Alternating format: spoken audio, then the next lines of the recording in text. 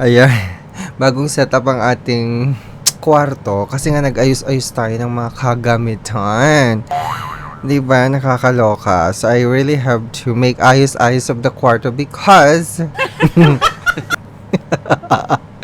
kasi nga for some reasons, charis. So ganun lang siya. Anyways, welcome back sa ating channel.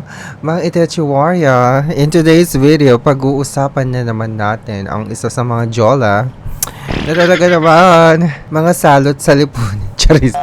Yung mga abusadong ola na talagang naglipa na ngayon sa Play Store at App Store na nambibiktima ng mga jotangera. Charis. So ayun na nga.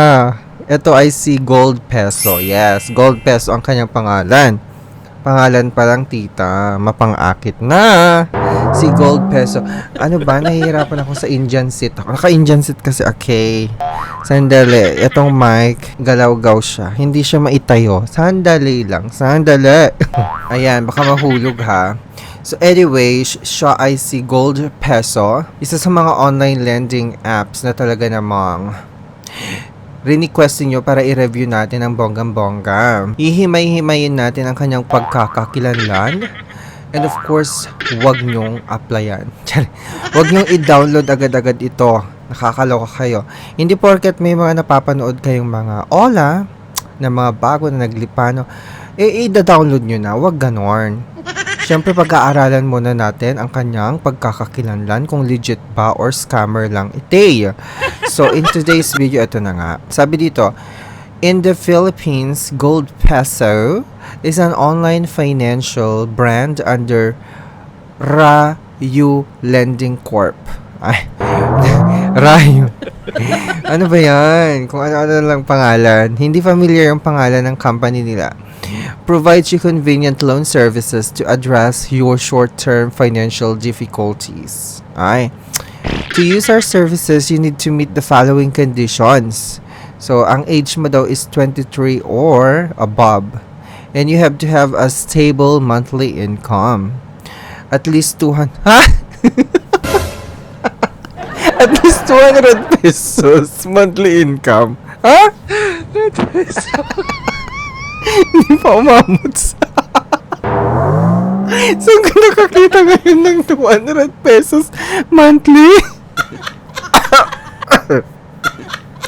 Bized, sabi, have a stable monthly income source. At least 200 pesos. Lahat naman, di ba? Lahat naman makakahanap ng 200 pesos monthly income. No.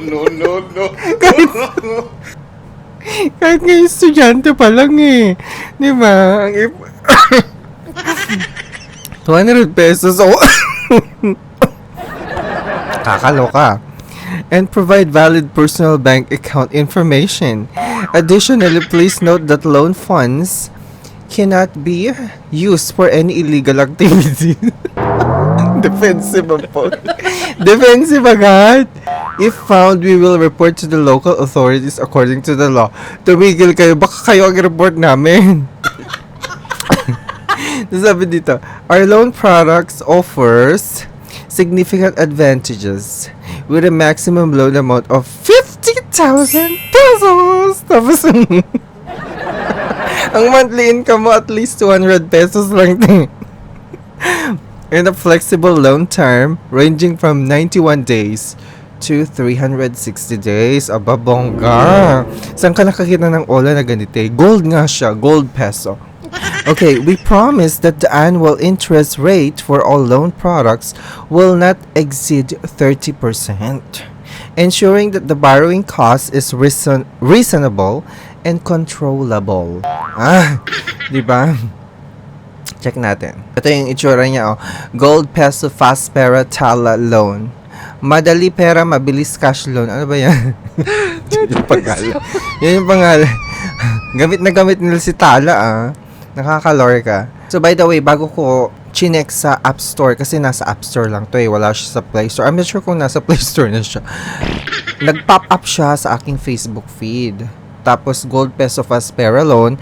Tapos, ito yung kanyang itsura, doon sa pa-ads niya dun sa Facebook feed ko.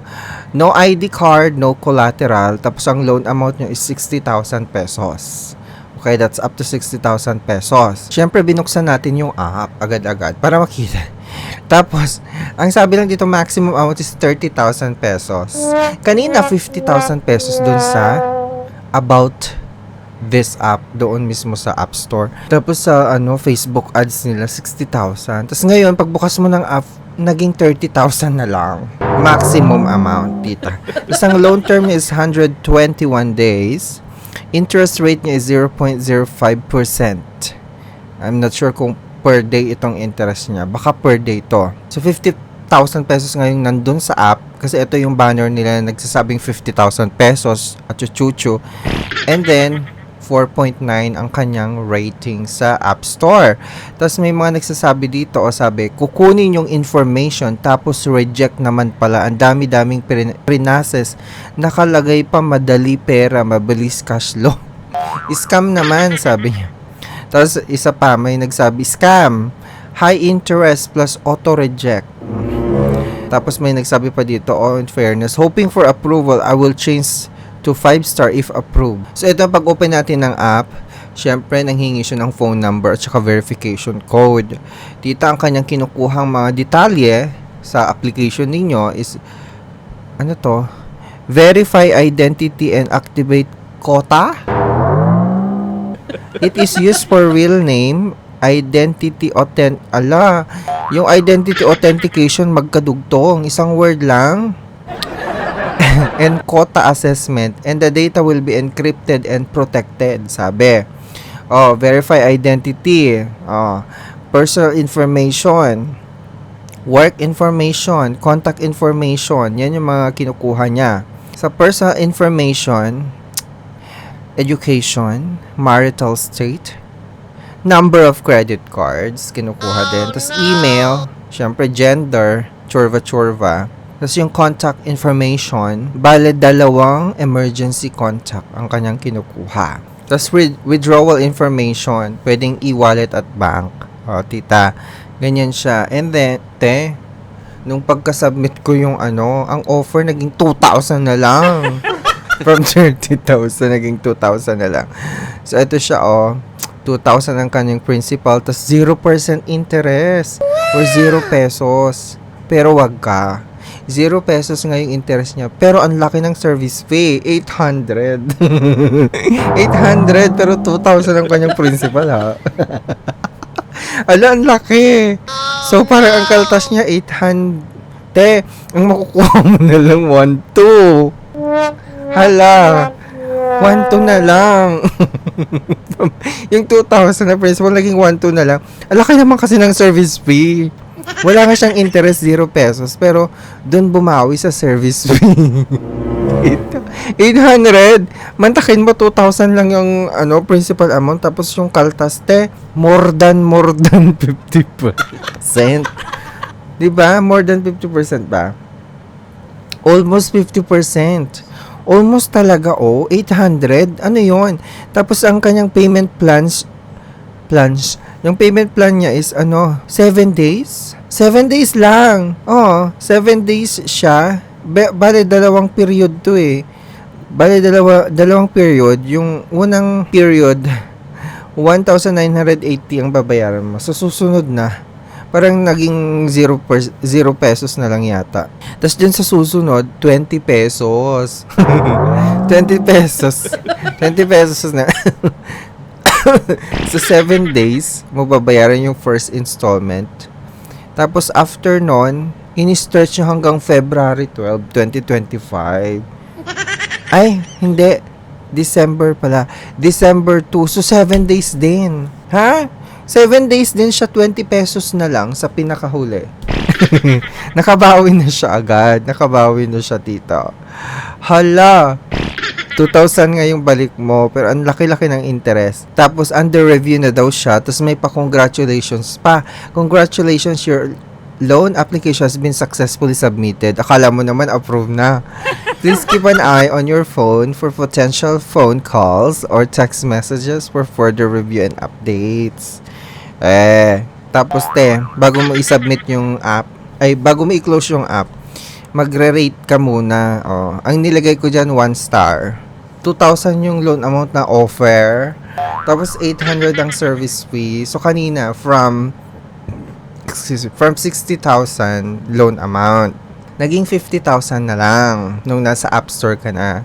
And pag open mo ng app, naging 30,000 na lang.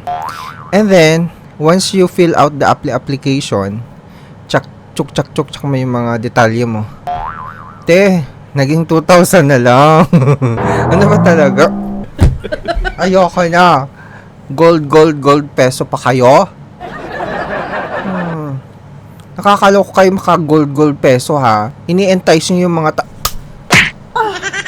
Aray ko, Madam Chutangera, hindi na nga ako jumutang eh. Sinampak pa ka. Ayun, nagalit na si Madam Chutangera. Anyways, maraming salamat sa pagtutok na naman. Don't forget to subscribe. Click the notification bell para every time na magkakaroon tayo ng mga ganitong video review, kayong unang maaabonan ng Chika Bombom. So, wag na kayong mag-apply sa gold peso. Scam ito. Scammer talaga siya. Scammer. Kaya mag-iingat kayo. Wag nyong ida-download. Nahirapan ako sa Indian sit ko, ha.